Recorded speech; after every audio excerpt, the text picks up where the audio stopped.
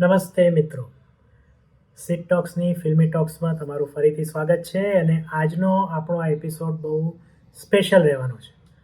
આ વર્ષમાં ઘણી બધી હિન્દી ફિલ્મો આવી, ઘણી બધી ગઈ, ઘણી હિટ ગઈ, ઘણી સુપર હિટ ગઈ, ઘણી સુપર ડુપરની ઉપર પણ હિટ ગઈ અને ઘણી ખૂબ ફ્લોપ ગઈ. હું વ્યક્તિગત રીતના વાત કરું તો કોવિડ પછી એક એવો સમય આવી ગયો કે થિયેટરમાં જઈને ફિલ્મ જોવાનું મન જ ન થાય. હાર્ડલી 1-2 ફિલ્મો કોવિડ પછી મેં જોઈ થિયેટરમાં, બાકી ટીવી પર જ અને ઓટીટી પ્લેટફોર્મ પર જ્યારે ફિલ્મ આવે ત્યારે જોઈ લેતો. પણ ધીમે ધીમે જ્યારે આ ચેનલ ફરીથી શરૂ કરી આ જૂન મહિનામાં, ત્યાર પછી એમ લાગ્યું કે ના, હવે મારે ફરીથી રિવ્યૂ ચાલુ કરવા જોઈએ અને મારા મંતવ્યો હું મારા મિત્રો જે છે એમને સમક્ષ હું આ માધ્યમથી રજૂ કરું. એટલે ફરીથી ફિલ્મો જોવાની ચાલુ કરી અને લગભગ છેલ્લા 6-1 મહિનામાં જે મેં 15 ફિલ્મો જોઈ, એમાંથી મને ગમેલી 10 ફિલ્મો વિશે આજે હું વાત કરવાનો છું. જેમ હું કાયમ કહું છું એમ આ મારા વ્યક્તિગત મતની 10 સારી ફિલ્મો છે. જરૂરી નથી કે બધા જ એની સાથે સહમત થાય, જરૂર પણ નથી, પણ મને એવું લાગ્યું કે આ ફિલ્મો મને ગમી છે એટલે મારે એની વાતો મારા જે સબસ્ક્રાઈબર મિત્રો છે અથવા તો જે યુટ્યુબમાં સર્ચ કરીને મને જોઈ રહ્યા છે એમની સાથે મારે શેર કરવી જોઈએ. તો ચાલો શરૂ કરીએ 10 એવી ફિલ્મો જે આ વર્ષે એટલે કે વર્ષ 2023માં આવી અને મને ખૂબ ગમી. હું છું સિદ્ધાર્થ છાયા અને આપણે હવે શરૂ કરીએ છીએ રિવ્યૂ 2023. તો 10 ફિલ્મોમાંથી સૌથી છેલ્લી એટલે કે 10મી ફિલ્મ જે મને ગમી એ હતી રણબીર કપૂરની તું જૂઠી મેં મક્કાર. આ ફિલ્મ સંપૂર્ણ રીતે રણબીર કપૂરની હતી. રણબીર કપૂરની જે સ્ટાઇલ છે અથવા તો જે પ્રકારના એક્ટિંગ કરી શકે છે એ આમાં ખાસ આપણે જોયું હતું. અને બીજું, મને લવ રંજનની જે એમાં છાંટ છે એ પણ આમાં દેખાઈ આવી હતી. લવ રંજનની ફિલ્મોનો હું ખાસો એવો ચાહક છું, મને એની ફિલ્મો ખૂબ ગમે છે. ખાસ એટલે ગમે છે કે જે રીતના કાયમ પુરુષો જ અન્યાય કરતા હોય છોકરીઓ પ્રત્યે, લવરંજન બેલેન્સ કરે છે અથવા તો એનું વિરુદ્ધ દેખાડે છે. એટલે થોડુંક એ રીતનું બાયસ ખરું અને મને એટલે જ આ તું જૂઠી મેં મક્કાર ગમ્યું. 9મા નંબરે છે સત્ય પ્રેમ કી કથા. આ ફિલ્મ, આ ઉપરની બંને ફિલ્મ મેં ઓટીટી પર જોઈ હતી. મને ખૂબ ગમી સત્ય પ્રેમ કી કથા. એકદમ સિરિયસ પ્રશ્ન હતો અને એને હળવાશથી રજૂ કરી શકવામાં આ ફિલ્મના ડાયરેક્ટર અને એક્ટર્સ સફળ રહ્યા. કોઈ પણ છોકરીને મેરેજ પહેલાં એનો રેપ થાય અથવા રેપ થવાની કોશિશ થાય તો એક બીક એના મનમાં રહી જતી હોય છે અને એને કારણે એની અસર એના લગ્ન જીવન પર પણ પડતી હોય છે. આ બહુ જ સિરિયસ વિષય છે.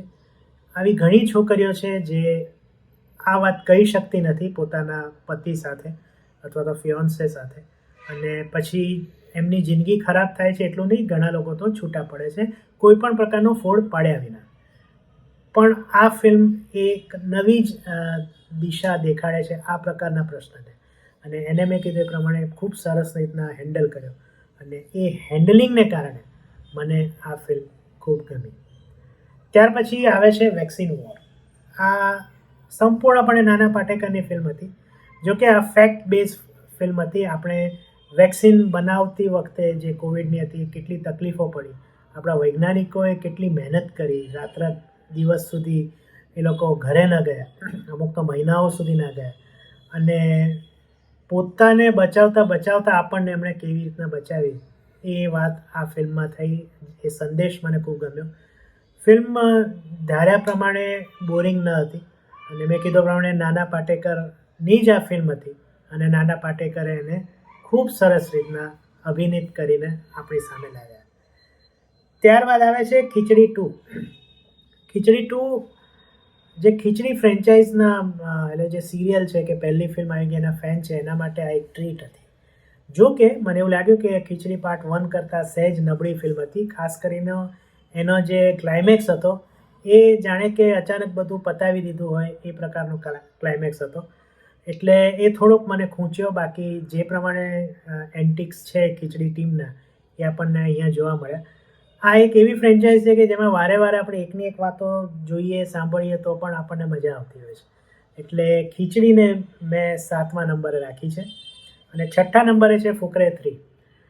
ફુકરેની મેં બીજી ફિલ્મ નથી જોઈ, પહેલી જોઈ હતી. પણ બધા છેડા મળી ગયા અને આ ફિલ્મ જોઈ, ખૂબ મજા આવી. અને જે રીતના આમાં પણ જે એની ફ્રેન્ચાઇઝીના ફેન છે એને મજા જ આવી હશે. અને એ જ સ્ટાઇલથી આગળ વધે છે. વિલન મને થોડોક નબળો લાગ્યો. શરૂઆત જે રીતના એની એન્ટ્રી થઈ વિલનની, ત્યારે એમ થયું કે બોસ કંઈક છે આનામાં. પણ પછી એમ ખબર નહીં કેમ એ સ્ટીરિયો ટાઈપ થઈ ગયો અથવા તો એને બહુ ખાસ ફૂટેજ મળ્યું નહીં. પણ પંકજ ત્રિપાઠી અને બાકીના કલાકારોએ કમાલ કરી. એમાં અમુક જાતના ડાયલોગ્સ, અમુક જાતના સીન જે રીતના લાવ્યા હતા, જેમ કે પેલી આફ્રિકાની ખાણમાં પૂછે છે કે આજ ખાને મેં ક્યાં બનાયા, પછી એના પડઘા પડે. અને આખી વાત જે રીતના ડેવલપ થઈ છે એ ખૂબ મજા પમાડે એવી હતી. એનો એન્ડ પણ બહુ અનોખી રીતના ફિલ્માવવામાં આવ્યો હતો આપણા મહેસાણાના શંકુઝ વોટર પાર્કમાં. જોવાની ખૂબ મજા આવી. એટલે ફુકરે 3 એ મારા માટે 6ઠ્ઠા નંબરની મને ગમતી ફિલ્મ છે. ટોપ 5માં જઈએ એ પહેલાં એક સ્પેશિયલ મેન્શન કરી દઈએ. આ ફિલ્મ આટલી સારી હશે એની આશા મને બિલકુલ નહોતી. બસ રિવ્યૂ શરૂ કર્યા છે એટલે રિવ્યૂ કરીએ, એટલે ચલો આપણે આ ફિલ્મ જોઈ આવીએ, એ રીતના મેં આંખ મિચોલી ફિલ્મ જોઈ હતી. પણ 60s 70sની જે નિર્દોષતા ભરેલી કોમેડી હોય ને, બસ એવી ફીલ મને આ ફિલ્મ જોતા આવી હતી. પરેશ રાવળ વગેરેની તો સારી હોય જ એક્ટિંગ, પણ ભાગ્યશ્રીના દીકરાની પણ એક્ટિંગ બહુ સારી હતી. અને જે રીતનો એક અચાનક અંતમાં પણ થોડુંક ટ્વિસ્ટ આવે છે, આપણને ખબર છે કે આમ જ છે, તેમ છતાં ટ્વિસ્ટ આપી શકે છે, એ ખૂબ મજા આવી. અને એમાં ઘણા એવા દ્રશ્યો છે જેમાં ખૂબ હસવું પણ આવ્યું. એટલે એક સરપ્રાઈઝ તરીકે આંખ મિચોલી મને ખૂબ ગમી. એટલે એ ટોપ 10માં તો નથી, તેમ છતાં એનું એક સ્પેશિયલ મેન્શન કરવાનું મને જરૂરી લાગ્યું, એટલે હું અહીંયા એને મેન્શન કરી રહ્યો છું. તો આવીએ ટોપ 5 ઉપર. સામ બહાદુર આ 5મા નંબરની મને ગમતી ફિલ્મ છે. ફિલ્મમાં એટલે ફેક્ટ બેઝ ફિલ્મ છે, જેમ વેક્સિન વોરની આપણે વાત કરી. પણ અહીંયા થોડાક ફેક્ટ સાથે થોડા ચેડા કરવામાં આવ્યા. તેમ છતાં ફેક્ટ્સ સાથે મેઘના ગુલઝાર વળગી રહ્યા. પણ મને એટલે ગમી કે સેમ બહાદુરના કેરેક્ટરને જે રીતના વિકી કૌશલે આત્મસાત કર્યું, એનામાં ભેળવી દીધું, એ કમાલની વાત છે. કોઈ પણ એક્ટર આટલી હદ સુધી જઈને લોકોને કેવી રીતના કન્વિન્સ કરાવી શકે કે ના ભાઈ હું જ સેમ બહાદુર છું. આ એક ગજબની એક્ટિંગ ટેલેન્ટ છે જે વિકી કૌશલ ધરાવે છે અને મને ખૂબ ગમી. અને બસ વિકી કૌશલને કારણે હું આને ટોપ 5માં, મને ગમ્યું પણ ખરું કારણ કે હું ઇતિહાસનો વિદ્યાર્થી છું, એટલે થોડો ઘણો ઇતિહાસ જાણું છું, એટલે મને એ રીતના પણ ફિલ્મ ગમી. પણ વિકી કૌશલને ફૂલ માર્ક્સ આપતા હું એને અહીંયા 5મા નંબરે લાવું છું. ત્યાર પછી છે મિશન રાનીગંજ. આ પણ એક સરપ્રાઇઝિંગ ફિલ્મ હતી, પણ આ જરા કહીએ ને કે હટકે અને એક અલગ જ મજા કરાવી ગઈ ફિલ્મ. અક્ષય કુમાર આપણે જાણીએ છીએ કે બાયોપિક્સ અને ટ્રુ ઇવેન્ટ્સ ઉપર વધુ ફિલ્મો બનાવે છે, પણ આમાં એ સરદારજી તરીકે વધુ કન્વિન્સિંગ લાગ્યો. ખાસ કરીને જે નાના નાના એક્ટરોનો જમાવડો ફિલ્મમાં હતો, એને ખૂબ મને મજા કરાવી. અને ખૂબ એટલે કહીએ ને કે આવી ઘણી ઓછી ફિલ્મો બને છે જે આપણે ખરેખર જોવી જોઈએ. મિશન રાનીગંજમાં અમુક સીન હૃદયને ટચ કરી ગયા અને એક એવી ફિલ્મ એ બની ગઈ કે જે પતિ ત્યારે મોઢામાંથી વાહ નીકળી ગઈ, અને એ પણ આપોઆપ. એટલે મિશન રાનીગંજને હું 4 નંબરે મૂકું છું. 3જા નંબરે જવાન. શાહરૂખ ખાન મને બહુ ઓછા ગમતા અદાકારોમાંથી એક છે, પણ તેમ છતાં કોઈ પણ ઓછો અદાકાર ગમે અથવા વધુ ગમે તો એને પ્રત્યે એક રિવ્યૂકાર તરીકે બેલેન્સ જાળવવું જોઈએ, એ નીતિને હું વળગી રહું છું.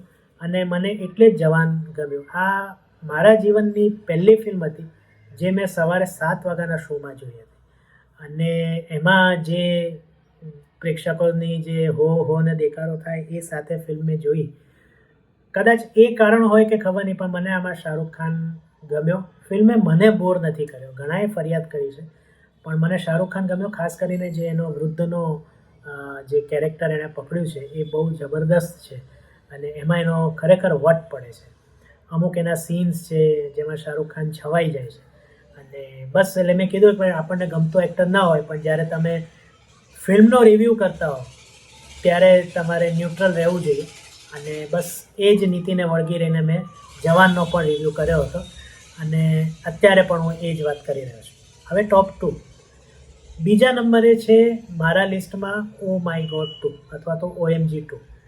જે પ્રમાણેનો હાઈપ હતો એ પ્રમાણેની ફિલ્મ નહીં, પણ એનાથી ઘણી સારી ફિલ્મ બની.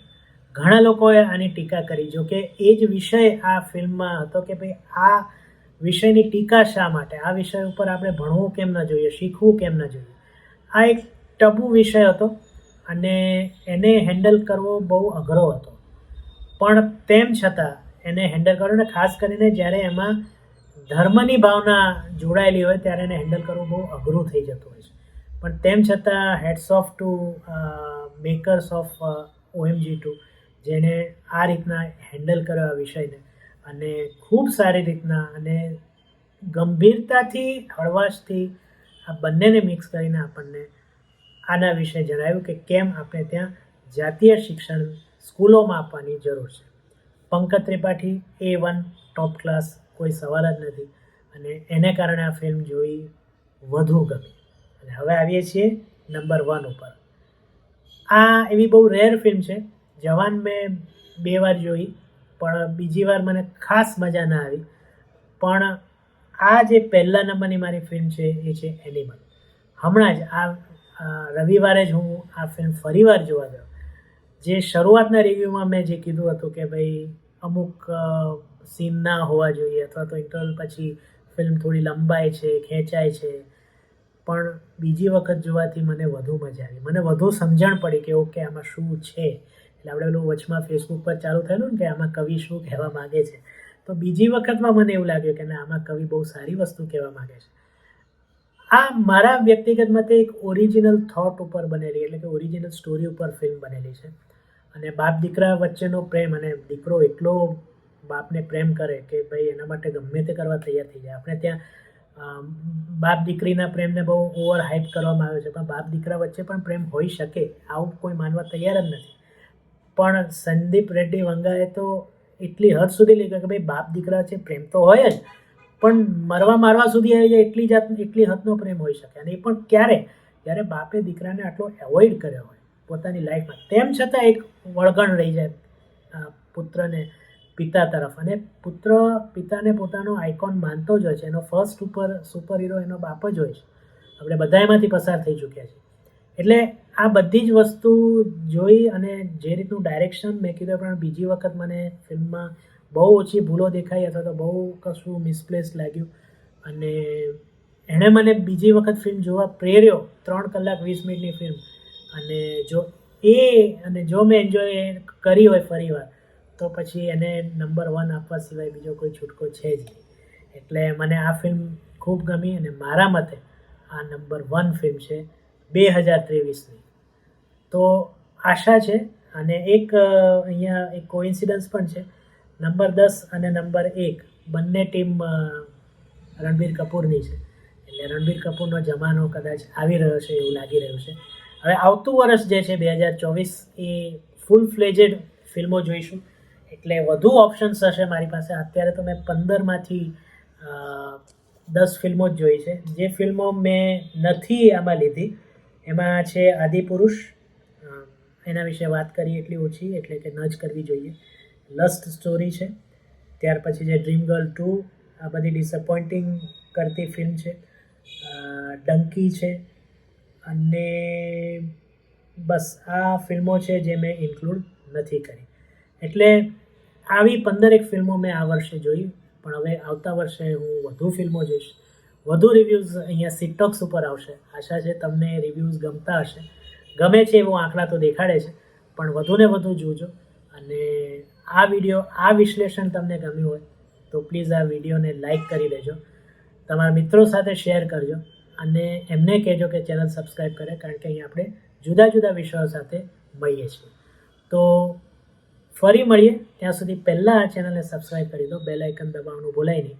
અને ફરીથી મળીએ, ત્યાં સુધી સિદ્ધાર્થ છાયાને આજ્ઞા આપો, અને તમને બધાને મારા તરફથી આવજો કહું એ પહેલાં હેપી 2024. આવજો.